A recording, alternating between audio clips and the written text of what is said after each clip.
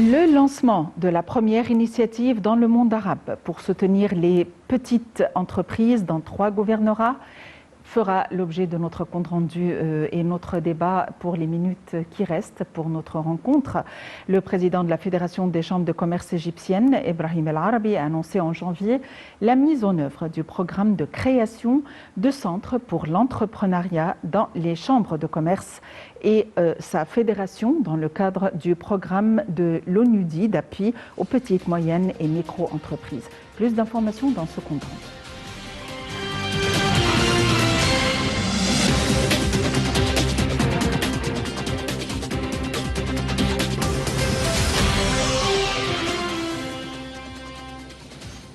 Le président de la Fédération des chambres de commerce égyptienne, Ibrahim El Arabi, a annoncé en janvier la mise en œuvre du programme de création de centres pour l'entrepreneuriat dans les chambres de commerce et sa fédération, et cela dans le cadre du programme de l'ONUDI d'appui aux petites, moyennes et micro-entreprises. Des parties influentes dans la vie économique, telles que des organes gouvernementaux, des organisations internationales et du secteur privé, mettront en œuvre un programme unifié pour soutenir ce type de projet, a dit M. El Arabi. Cette initiative, qui est la première dans le monde arabe, est lancée dans 3 gouvernorats, Beheira, Menia et Sohag, sous les auspices du Conseil des ministres égyptiens et de la Ligue arabe, en coopération avec l'ONUDI, l'Union des chambres de commerce arabes, l'Union des banques arabes, l'Union arabe pour le développement agricole, l'Union arabe pour les petites et moyennes entreprises, et l'Académie arabe pour la science, la technologie et le transport maritime, a ajouté le président de la Fédération des chambres de commerce égyptiennes. Lors de la séance de lancement de cette initiative, M. El Arabi a expliqué que la réussite du programme de réforme économique adopté par le gouvernement égyptien au cours de la dernière période et la création d'un environnement économique approprié avait conduit l'Organisation des Nations Unies pour le développement industriel à choisir l'Égypte pour devenir le premier pays de la région a lancé une initiative en visant à soutenir les jeunes et former des formateurs sur la mise en œuvre des petites, moyennes et micro-entreprises. Le secteur privé égyptien n'a jamais été séparé de la société à aucune étape de sa croissance. Durant cette période, il incombe au secteur privé d'adopter tous les moyens possibles pour contribuer avec l'État à l'amélioration des conditions économiques et de participer à l'augmentation des taux de croissance économique afin que les citoyens puissent récolter les fruits du programme de réforme économique, a-t-il souligné.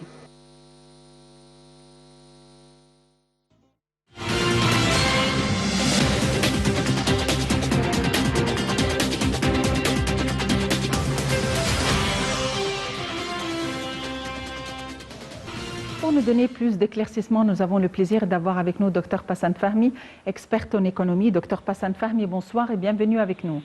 Bonsoir madame, merci beaucoup. Dr Passan Fahmi, il a été convenu par le président de la Fédération des chambres de commerce égyptiennes, Ibrahim El Arabi, de créer un programme ou d'élaborer un programme de création de centres pour l'entrepreneuriat dans les chambres de commerce et sa fédération. Donc, comment lisez-vous ceci? C'est-à-dire la création de projets et de programmes d'entrepreneuriat au sein des chambres de commerce, les différentes chambres de commerce. Nous devons savoir que nous avons à peu près plus que 50% de la population des jeunes. Les jeunes doivent travailler. Et pour qu'ils puissent travailler, honnêtement, il n'y a pas de travail, comme on dit, dans le gouvernement ou dans c'est-à-dire de travail desk dans le secteur public, privé ou public même, mais ils doivent apprendre comme on appelle, un art de production, c'est-à-dire ils doivent savoir comment faire des micro-projets pour commencer, et ensuite ça se développe, ça devient petit, et petit devient moyen, et les moyens grandissent, etc. Mais pour que les jeunes, honnêtement, comprennent comment ils vont faire ça, ils doivent avoir, nous devons avoir des centres pour vraiment entraîner ces jeunes, leur montrer comment on fait le travail, savoir, parce qu'ils ne sont pas tous de la même façon. Il y a une catégorie, par exemple, qui veut faire un travail d'artisanat, d'autres veulent de travail comme on appelle, électrique, etc. C'est une longue liste. Mais il faut tout d'abord leur donner le traitement acceptable leur montrer comment former une petite compagnie, comment diriger cette petite compagnie. Ils doivent apprendre, c'est-à-dire ils ne peuvent pas commencer à travailler comme ça dans l'air. Et ensuite, comment parler aux banques, c'est-à-dire parce que si jamais nous avons besoin d'avoir ou d'acheter des matières premières ou des machines, on va contacter des banques. Alors, comment parler aux banques, comment présenter notre cas? Alors ça, c'est un pas très sérieux, très important, et j'espère honnêtement que ce projet-là atteint les 27 gouvernorats, c'est-à-dire que ça ne soit pas seulement dans les 4 grands gouvernorats, le Caire, Alexandrie, Port Saïd et Ismailia. Non, on veut que ce genre de projet soit, y compris dans tous les gouvernements égyptiens, commençant par le sud jusqu'au nord, est et ouest, de telle façon que les 50 millions de jeunes puissent trouver un travail acceptable, puissent être entraînés, puissent être vraiment sécurisés. Parce que sans travail, sans une économie qui se développe d'une façon acceptable, la vie devient très dure. Et ils ne vont pas vivre sur, comme on appelle, des donations. Alors oui, ça c'est un pas très important, mais j'espère aussi, et moi j'ai parlé plusieurs fois de ce sujet, que l'Égypte doit établir une banque spécialisée, je répète, une banque spécialisée comme la banque qui a été formée par Dr Younes, et il a pris le Nobel Prize sur cette banque.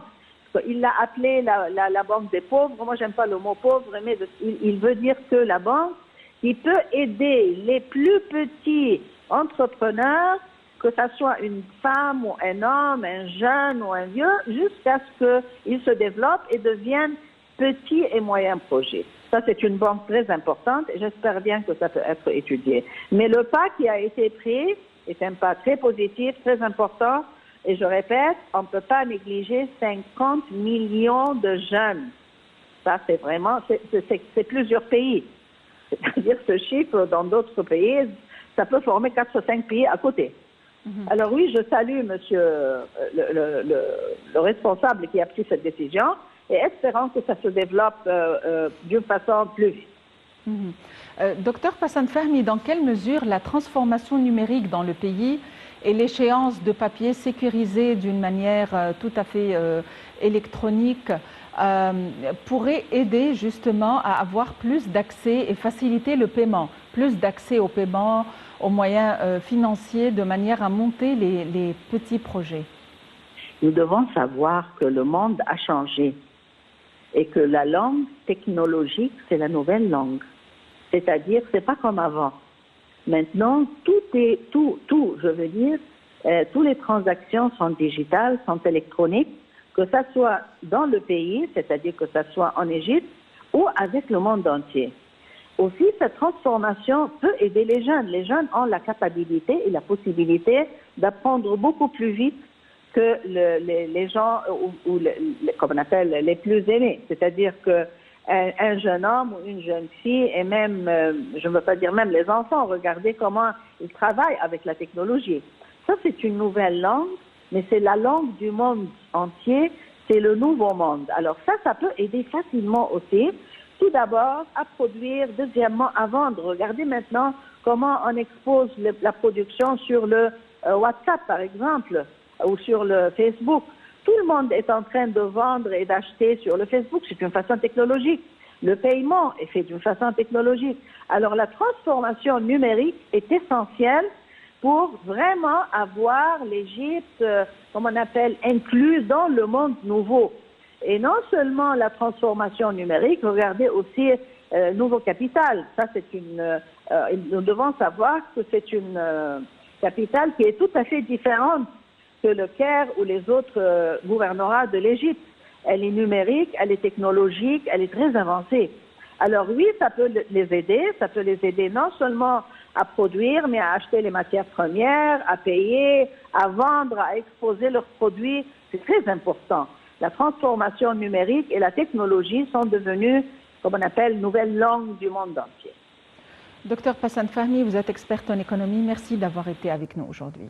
La transformation numérique, c'est la science du 21e siècle, une science qui a été développée ou très développée dans certaines régions, qui est en voie de développement dans d'autres régions, mais être sur la bonne voie fait l'affaire concernant non seulement les documents sécurisés, mais concernant aussi l'échéance de papier très important, concernant aussi le paiement, concernant l'accès au financement, notamment pour les micro-projets tenus et montés par les tranches les plus ou les moins démunis, les moins favorisés dans les sociétés rurales. Merci de nous avoir suivis. Très bonne fin de soirée à tous, bon week-end et à la prochaine.